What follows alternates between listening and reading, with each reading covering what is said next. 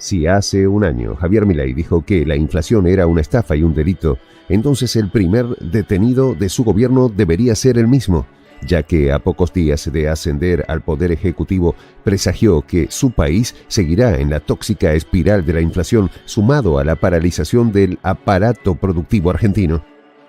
Así pues, la anarquía capitalista que el presidente libertario argentino tanto ha pregonado y que logró venderle a la mitad del pueblo gaucho, comienza a mostrar sus dientes antes del 10 de diciembre como un claro mensaje de que el fraude apenas comienza. Los detalles a continuación.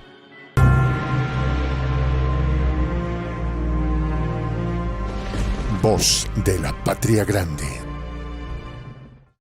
El presidente electo neoliberal argentino Javier Milei vuelve a pisarse su propia cola al afirmar que la inflación continuará durante su gobierno y de paso vendrá acompañada con un estancamiento general de la economía de su país. Pero el político ultraderechista, su gestión va a estar signada por una caída en la actividad económica que serán consecuencias de sus primeras medidas de su gabinete económico libertario. Según el nuevo presidente de la Casa Rosada, esta situación se extenderá durante casi 3 años, es decir, más de la mitad de su periodo presidencial, si tomamos en cuenta que tiene 4 años para demostrar que la propuesta electoral de su contrincante, el candidato peronista Sergio Massa, eran incorrectas.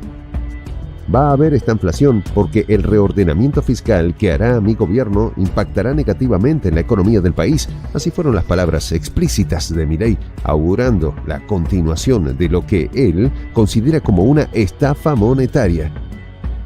Ahora bien, ¿qué es exactamente la estanflación? Quizás suena como un término rimbombante, pero no es más que la combinación de estancamiento con inflación. En realidad, es una situación en la que la economía se detiene al mismo tiempo que los precios siguen en alza.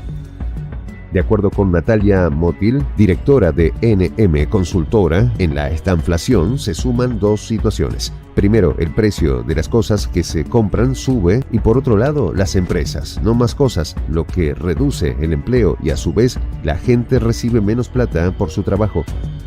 Para Motil, la estanflación es un fenómeno de por más difícil de combatir porque política monetaria o fiscal para resolver el tema de la inflación o estancamiento son contrarias entre sí, es decir, prácticamente incompatibles. Por ejemplo, si el Estado le pone más dinero en el bolsillo a su pueblo, la gente compraría más bienes y servicios, lo que estimularía la producción y todo el sector productivo del país se pondría en marcha. Esta medida echaría por la borda el estancamiento, pero empeoraría el tema de la inflación, ya que a mayor producción la demanda aumenta y por ende aumentan más los precios, asevera la analista económica.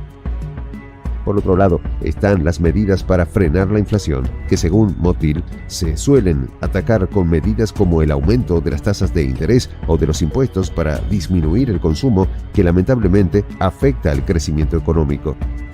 Lo que quiere decir que el remedio de un problema es el causante de otro problema mayor. Sí, es así. ¿Cómo se sale de este escollo?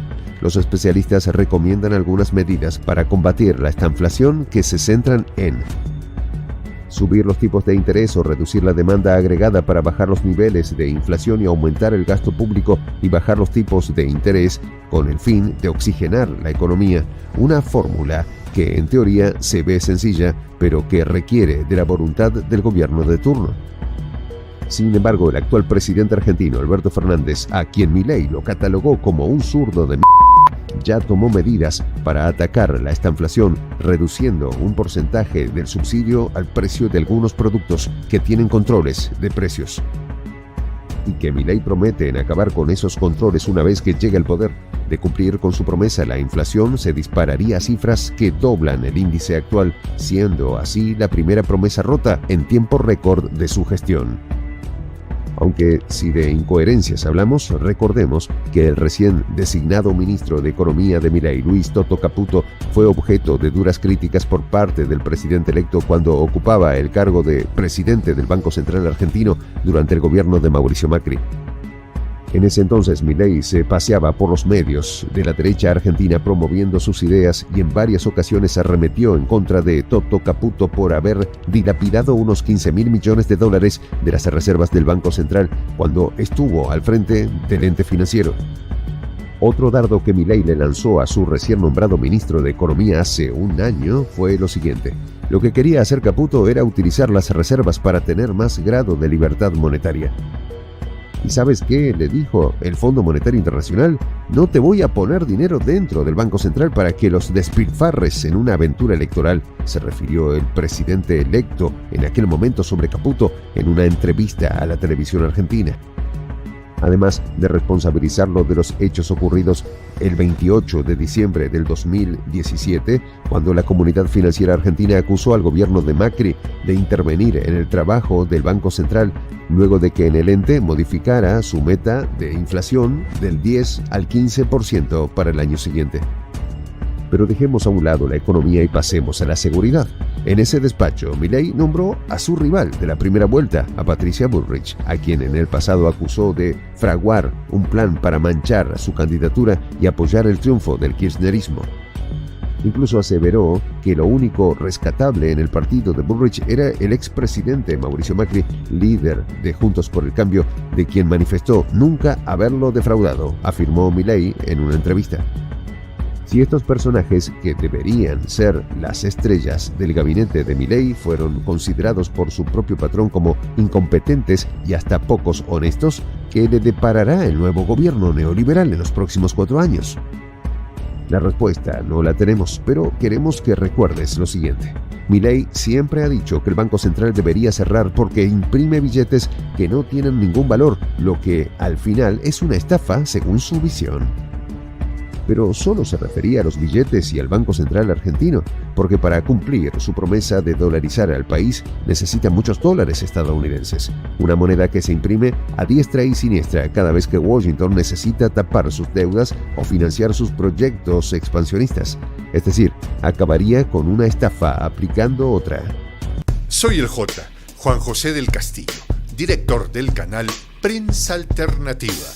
Si quieres ser parte de la comunidad de la Patria Grande, suscríbete a nuestro canal. Si es que quieres que te lleguen las notificaciones cada vez que subimos un video, activa la campanita.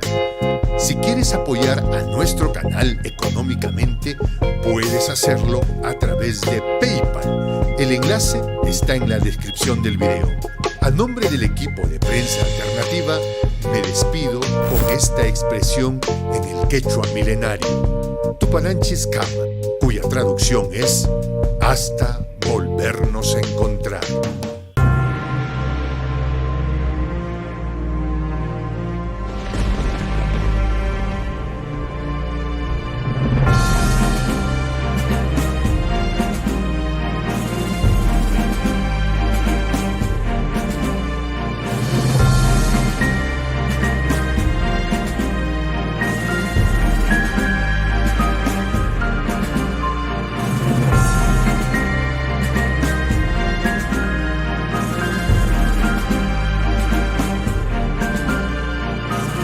Voz de la Patria Grande.